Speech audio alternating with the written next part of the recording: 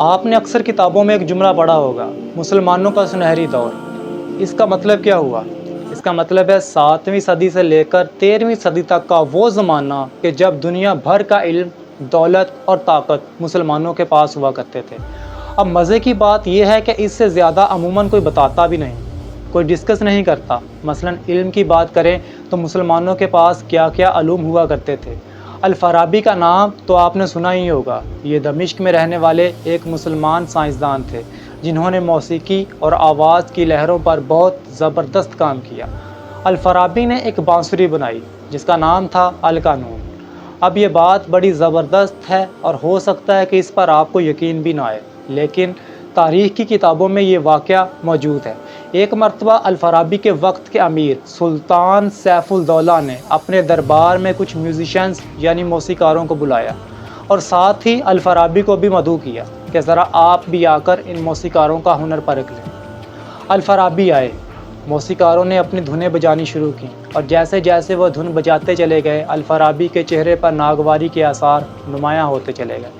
جو موسیقار اپنی دھنیں بجا چکے تو الفارابی نے انہیں کھری کھری سنائیں کہ کیا تم لوگ اسے موسیقی کہتے ہو؟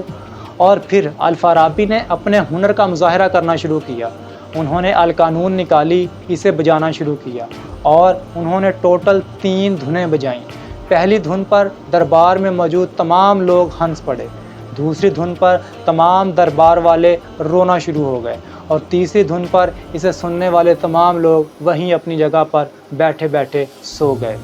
اب مجھے نہیں پتا کہ اس واقعے میں کتنی سچائی ہے اور کتنی نہیں، لیکن اتنا تو میں ضرور جانتا ہوں کہ صدیوں بعد اسی واقعے سے متاثر ہو کر جرمنی میں پائیڈ پپر والی کہانی کی ایجاد ہونی تھی کہ جس میں محصور کر دینے والی بانسری بجانے والا ایک پر اسرار سا آدمی سارے شہر کے بچوں پر سحر طاری کر کے انہیں اپنے ساتھ لے جاتا ہے۔ الفارابی کے علاوہ ایک مسلمان سائنسدان اور بھی تھے، ابو ریحان البیرونی۔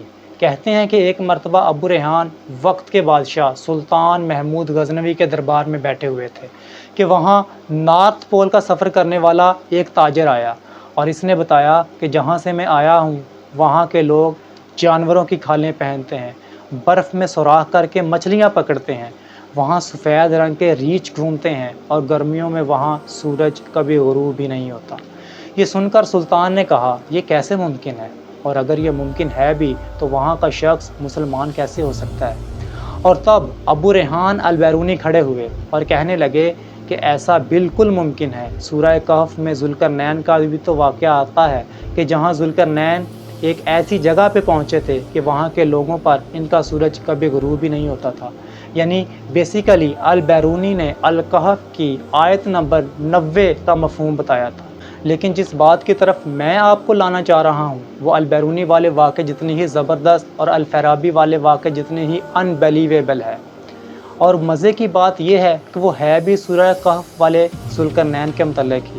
پچھلے 1450 سال سے مختلف محققین اور ریسرچرز ذوالقرنین کے بارے میں اپنی اپنی تحقیق شیئر کر رہے ہیں کہ جو ساری کی ساری تو ظاہر ہے کہ میں یہاں نہیں بیان کر سکتا، لیکن پچھلے چند سال سے ایک نئی تھیوری نے اس واقعے میں دلچسپی رکھنے والوں کی توجہ اپنے اوپر مبذول کروا لی ہے کہ ذوالقرنین کا وہ سفر دراصل کبھی اس دنیا کا تھا ہی نہیں، بلکہ انہوں نے آسمان کے راستے استعمال کرتے ہوئے کسی اور ہی دنیا کا سفر کیا تھا۔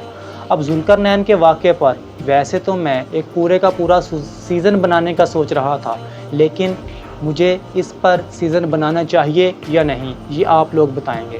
مگر اس سے پہلے ذرا ایک عجیب و غریب قسم کا واقعہ سن لیں، اور وہ یہ ہے کہ جب ذوالقرنین اس جگہ پر پہنچے کہ جہاں سورج سے بچنا ناممکن تھا تو وہاں انہوں نے ریت میں ہڈیوں کا ایک ڈھیر دیکھا کہ جو وہاں اس سے پہلے آنے والے لوگوں کی تھیں۔ اگر آپ اس قسم کی معلومات میں دلچسپی رکھتے ہیں تو کمنٹ سیکشن میں ضرور بتائیں تاکہ میں اس طرح کا علم آپ کے ساتھ شیئر کر سکوں۔ فی امان اللہ، اللہ حافظ۔